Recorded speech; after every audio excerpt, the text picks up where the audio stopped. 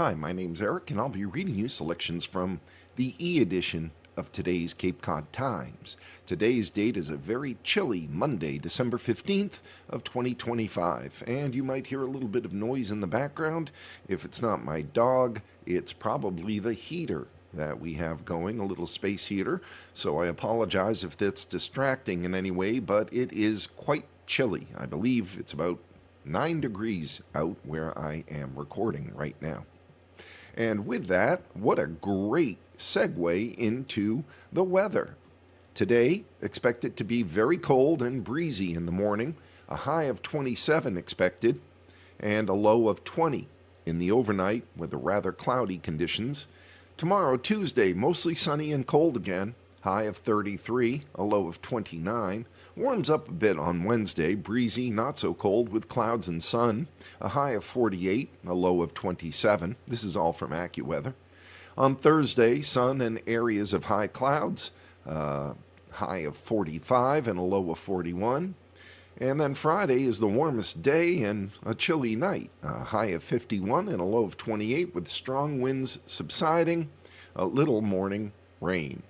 The sun will rise at 7:01 a.m. today. It'll set at 4:12 p.m. We'll have 9 hours and 11 minutes of daylight. The moon will rise at 2:56 a.m.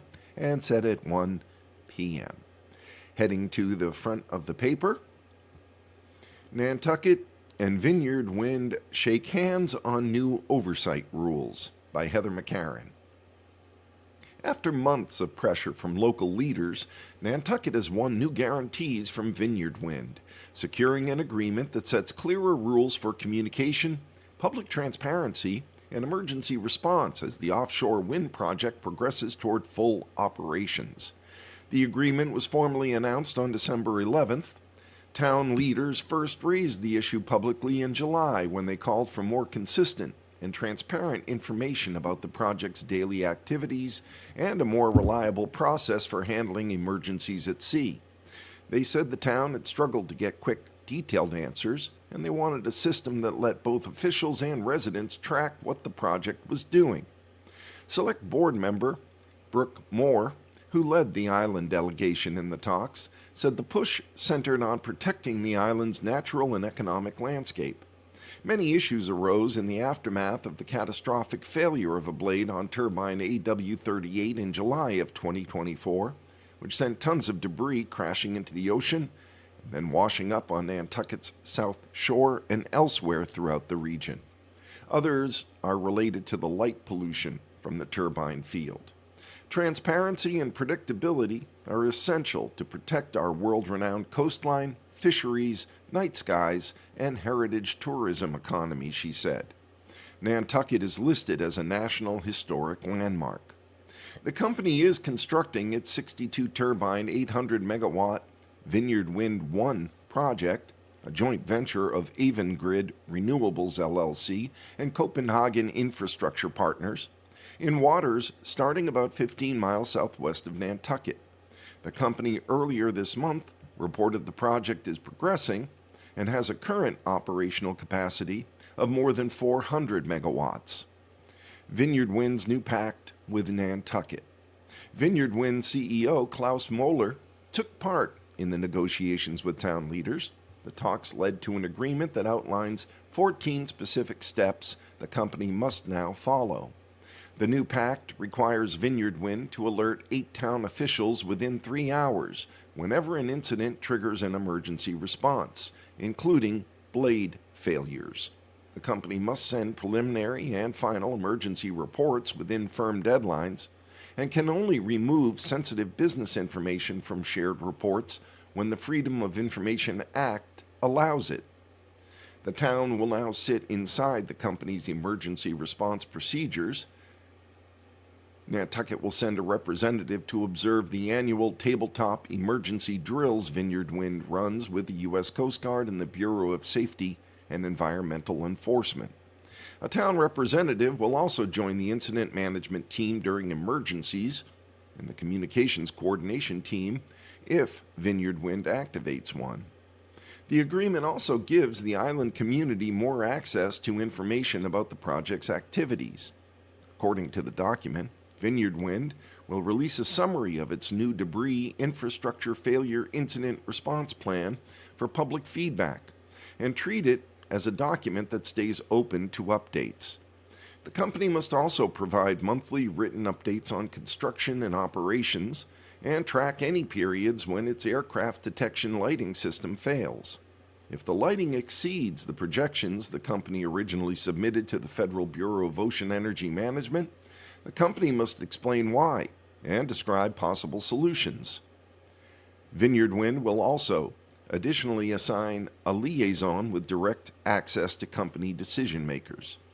This person must answer questions from the town and from residents who submit questions through the town within 7 days. When a question requires technical research according to the agreement, the company must confirm it received the inquiry and give a specific deadline for the full response. The town agreed to several parallel steps. Nantucket will help share emergency information with the public, provide support when possible, assign its own liaison, and answer the company's questions within 7 days. Island leaders will pass along public questions about the project, share the previous month's communications, and review any concerns Vineyard Wind raises about accuracy. Both sides agreed to meet at the leadership level if either believes the other broke the agreement. They will enter mediation if they can't resolve the issue, and the town keeps the option to sue for damages. Greg Werkheiser, who advises Nantucket on offshore wind issues through Cultural Heritage Partners, PLLC, said the agreement focuses on practical needs. This agreement is not symbolic, it's operational, he said. There are real-world measures that will meaningfully improve the community's ability to protect the island. Vineyard Wind spokesperson Craig Gilvarg said the company views the result as a positive step. Vineyard Wind 1 is pleased to enter into this memorandum of understanding with the town of Nantucket, which is the product of respectful and cooperative discussions between the parties over recent months, he said.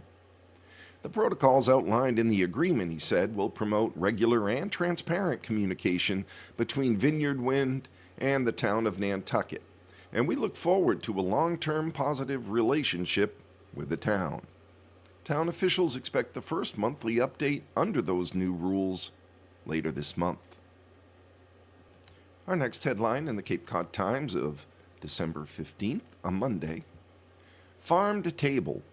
Love Farms on Cape Cod plans grand opening on December 20th and 21st by Susan Vaughn. What started 5 years ago as a dream of one young man, a chef and a farmer, became a reality bigger and more beautiful than he ever expected with the opening of Love Farms at 607 Route 28 in West Dennis on Wednesday, December 10th. Dylan Leary, co-founder of Love Farms with his father, Dennis Leary, described his dream as a conviction that we're disconnected from our food system and finding a solution to reconnect with good food and live music. About 100 invited guests got their first look at the expansive building and property and tasty food on Wednesday afternoon. Dylan and Dennis Leary bought the former abandoned nursery property and partnered with the Pelham hospitality owner, John McCarthy, and his employees to run the operation. What is Love Farms? The large rustic building features high cathedral wood ceilings and wide windows that look out to the back outdoor patios, fire pits, an outdoor stage, expansive lawn, and a path toward the farm gardens where produce is grown. The owners and operators describe Love Farms in terms of experiences: farm-to-table dining, a year-round market, live music, and a community gathering place. What's there to do at Love Farms? Patrons can make a quick stop for a loaf of fresh bread or pastry, some homegrown vegetables or condiments for a meal at home. They can stay and enjoy wholesome food and drink, from breakfast sandwiches and lunches now and to chef's tasting dinners in the near future. They can chat at the 2 bars or on the outdoor patios. They can sit by the fire pits and enjoy live music on various occasions. Tours of the farm at the rear are also offered as weather permits.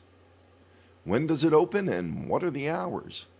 Love Farm's soft opening began on December 11th for breakfast and lunch. From December through March, the hours are Thursday to Sunday, 7 a.m. to 4 p.m., with breakfast from 7 a.m. to 11 a.m. and lunch from 11 a.m. to 4 p.m. The grand opening Winterfest weekend will be held December 20th and 21st, featuring live bands on the outdoor stage from 1 p.m. to 4 p.m. each day. And what kind of food is offered? The food is made by on-site chef Kevin Curtin and staff and features seasonal menus sourced from local Cape Cod farms, fisheries, and purveyors as described on the Love Farms website. The site's working farm also supplies the restaurant with some of the fresh ingredients for daily offerings and, coming soon, harvest dinners. Breakfasts offer a variety of sandwiches, traditional breakfast dishes with special toppings, and breakfast pizza. Lunches have roots and shoots options such as squash, mushrooms, and greens, and a range of sandwiches, including lobster and scallop rolls. Full menus are listed on their website, lovefarmscapecod.com. And what else? Love Farms has one main restaurant with a bar on one side of the center lobby and a tasting room on the other side of the lobby with a bar that will be used for the 5-course harvest dinners and overflow from the main restaurant.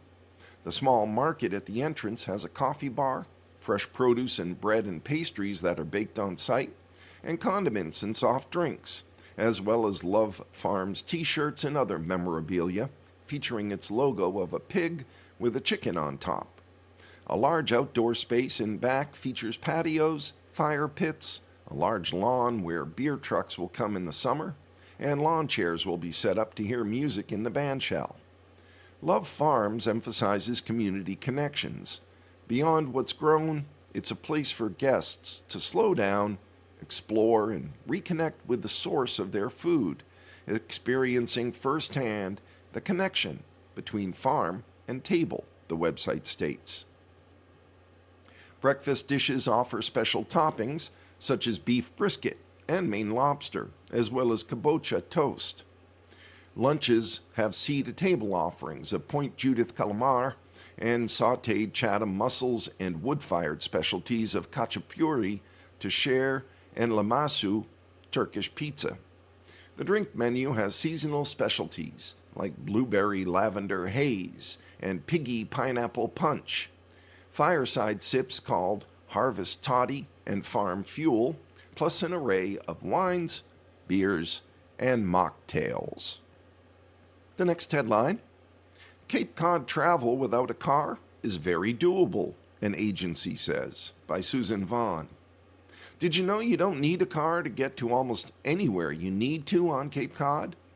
The Cape Cod Regional Transit Authority's motto is, "We're going your way," and its vans and buses can take you to most main destinations on the Cape.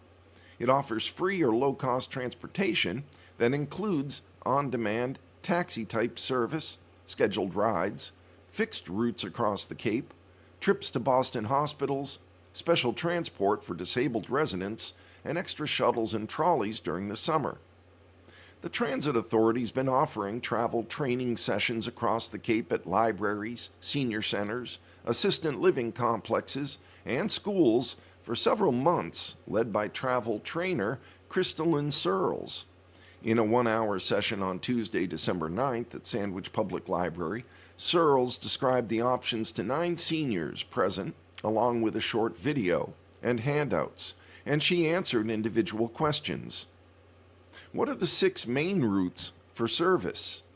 The 6 fixed routes across the Cape are the Sea Line from Hyannis Transportation Center to Woods Hole, the H2O from Hyannis to Orleans, the Bourne Run from Bourne to Mashpee, Sandwich Line from Sandwich to Hyannis, the Barnstable Villager from Hyannis to Barnstable Village, the Hyannis Crosstown from BJ's Wholesale Club to Hyannis Conference Center, Flex and Flex Off Route from Orleans to Provincetown.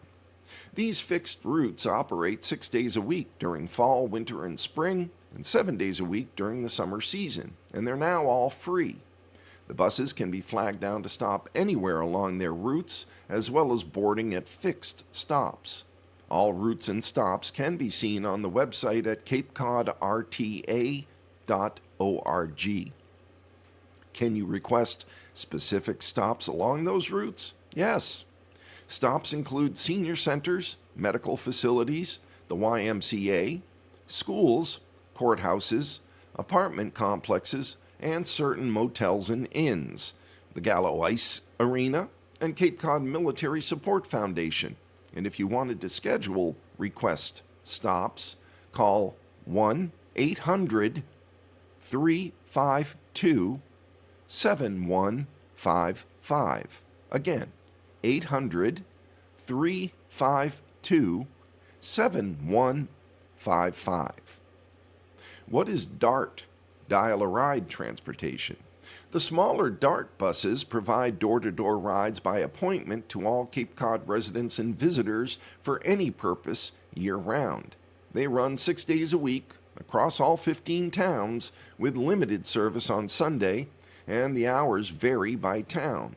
Reservations must be made by 12 p.m. the weekday before a trip by calling the Transit Authority call center at 1-800-352-7155.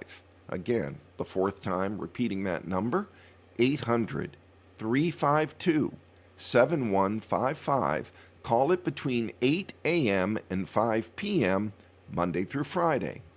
Cost for a ride on DART is $3 for adults and youth, $1.50 for seniors and disabled persons, and children under 5 are free, and 15 ride passes are also available. What is Smart DART?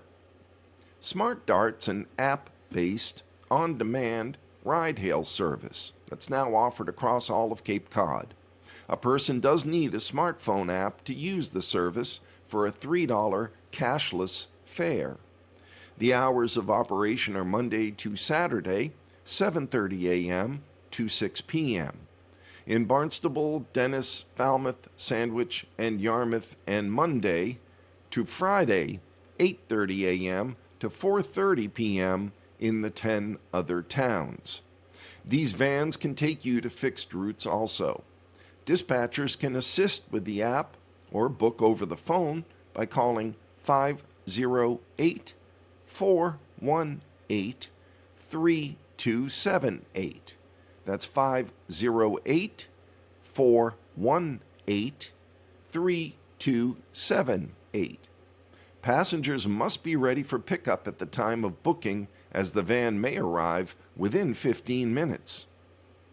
What's the Boston Hospital transportation? This service provides accessible transportation directly from Cape Cod to all major hospitals in the Boston area by reservation. Medical appointments must be Monday through Thursday, no holidays, between 10 a.m. and 2 p.m. The bus leaves Boston at 3 p.m., and pickups are from 7 a.m. to 8:15 a.m. at locations in Wellfleet, Eastham, Orleans, Harwich, Barnstable, and Sagamore. Reservations must be made no later than 11 a.m. the day before an appointment by calling 800-352-7155. 800-352-7155. The cost is $15 one way or a $30 round trip. What's the ADA paratransit service? The door-to-door shared ride service is for qualified individuals unable to use the fixed route buses. An application is necessary by calling the Transit Authority administrative offices at 508-775-8504, extension 200. That's 508-775-8504, extension 200. Or you can email a request to info@capecodrta.org. What are the summer transportation options? The Whoosh Trolley goes from the Falmouth Mall to Woods Hole and also connects passengers to the Sea Line. The Hyannis Trolley runs through downtown Hyannis to Barnstable Harbor. The Provincetown North Truro Shuttle operates 7 days a week and goes to Race Point and the Province Lands Visitor Center. The Cape Flyer train offers rides between Boston to the Cape on Friday, Saturday, and Sunday. It stops in Buzzards Bay, Bourne, and Hyannis, and a bus from the station in Bourne goes to Falmouth. Is there help with bicycles and wheelchairs? Yes, the drivers will get off the bus to help. What about climbing steps to board the bus? Fixed route buses drop down to ground level to provide easy access. And can you get help planning a trip? Yes. You can use the Plan Your Trip guide on the website at capecodrta.org or call 800-352-7155. Can you get one-on-one travel training? Yes. Searles will meet with a person anytime. And now's a good time to remind you that if you miss any of the information that we share in our readings, and there were quite a few phone numbers, especially one that was repeated several times, and email addresses, you can always go to audiblelocalledger.org. It's a fully disability-compliant website, and if you click on the Listen tab, All Reads to the Blind, and click on that, we have 150 of our readings that are kept in chronological order. You may have to go through a few to get to the one that you're looking for, but they're in chronological order by day, and you'll be able to catch up on anything that you might have missed. And we also keep a wide variety of periodicals and short stories and radio plays and updates on the Mass Commission for the Blind up there, as well as our shopping guides. All of that is free for people who are blind or print disabled at audiblelocalledger.org. There is one obituary in today's Cape Cod Times. It's of Janet Morin of Longs, South Carolina, who at the age of 75 passed on December 8th, surrounded by love. Anyone who ever met Janet remembers the same thing, her joy. She had a gift for making people feel seen, welcomed, and lighter just by being in her presence. Her smile arrived before her words, and her eyes spoke warmth, kindness, and an unshakable faith that carried her through every chapter of her life. A visitation will be held on Wednesday, December 17th, from 4 to 6 p.m. at Kenton Pelzar Funeral Homes and Crematory at 77 Exeter Road, that's Route 108 in Newmarket. A massive Christian burial will be celebrated Thursday, December 18th at 11 a.m. at St. Michael Church, 9 Lincoln Street in Exeter, New Hampshire. The burial will take place at a later date in Calvary Cemetery in Newmarket. In lieu of flowers, any memorials in her name may be made to St. Jude Children's Research Hospital, 262 Danny Place in Memphis, Tennessee, 38105. Sad story from the Cape and Islands section. Sandwich family says 3-year-old killed after hit by car, loved people, by Desiree McFarjum. A 3-year-old girl who died Sunday, December 7th, after being struck by a car in Sandwich has been identified as Riley Zena Marie Cochran, according to the Office of Cape and Islands District Attorney Robert Gallibois. In an obituary, the family of Cochran wrote, Riley brought her family an abundance of love from the moment she entered the world, which only grew stronger as time went on. Cochran was adopted by parents Edward and Lisa Cochran and had a total of 8 siblings, according to the obituary. Her birth mother was Patricia DePina, the obituary stated. Riley loved people and showed this in any way she saw fit, her family wrote in her obituary. She would wave at strangers in the grocery, compliment anyone on their nails, outfit, or jewelry, and greet drive-through employees from the back seat, according to the obituary. Dancing, singing, unconditionally loving with a faith-filled spirit is how Cochran was described by her family. Around 3:30 p.m. on December 7th, first responders arrived at an area of Service Road in East Sandwich between Quaker Meeting House Road and Chase Road, on a report of a pedestrian struck by a car. Rescuers found a 3-year-old child who was injured and took the child to the hospital. The 3-year-old died that day, according to the Office of Cape and Islands District Attorney Robert Galaboyce and Sandwich Police Chief Jason Keene. Service Road is a 2-lane street that runs parallel to Route 6 in Sandwich. The driver remained on the scene Sunday and was cooperating with the investigation, according to the statement from Galaboyce's office. The thoughts of our agencies are with the child's family and loved ones during this unimaginable time, the statement read. The next headline: State Marijuana Agency okays regulations for social use sites, by Katie Castellani of the State House News Service. The Cannabis Control Commission unanimously approved regulations governing sites where people could consume marijuana products in social settings, but it may take a while for sites to be established. The rules outline how marijuana can be legally consumed at events and social settings, authorizing businesses with licenses to let customers use their products on site, whether it's at lounges, dispensaries, or yoga studios. Today we honored the will of the Massachusetts voters. They voted for this in 2016. Here we are almost in 2026 and we got it across the finish line, Commissioner Kimberly Roy said during a press conference after the vote. Today is another milestone in the Massachusetts cannabis industry. Commission Chair Shannon O'Brien agreed. The important thing is this is the will of the voters, O'Brien said. Some people may have some concerns because this is a little bit of a brave new world. We don't really know. We know what our local pub looks like, but we don't really understand what this looks like. Commissioners estimate that businesses can begin serving cannabis on site in up to 18 months. That's based on the rollout of cannabis delivery licenses when it took 6 months until a licensee filed an application. Once the applications were received, it took 11 additional months before the licensees began operating.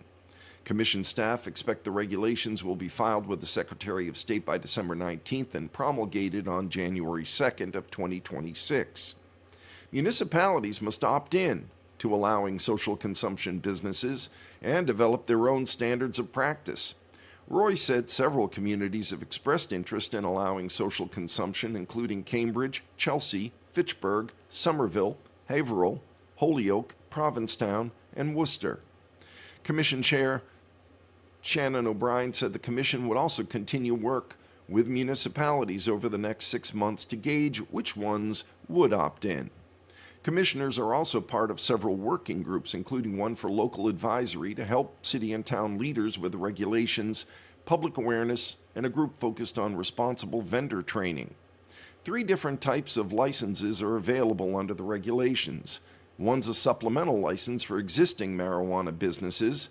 A hospitality license would allow for on-site consumption at new or existing non-cannabis businesses like yoga studios or theaters, and an event organizer license category would allow for temporary on-site consumption at events like rallies and festivals. O'Brien said the regulations have been changed from the draft that was released in late July to get rid of unnecessary regulatory burdens, allowing retailers to bring in more revenue and help businesses take care of customers if they're overserved. And with that, we've come to the end of our reading of the Cape Cod Times for today, Monday, December 15th of 2025. We've read all the local news for you. This is your reader, Eric, saying be well, be safe, look after each other, and remember our veterans, especially those we've lost recently. Bye for now.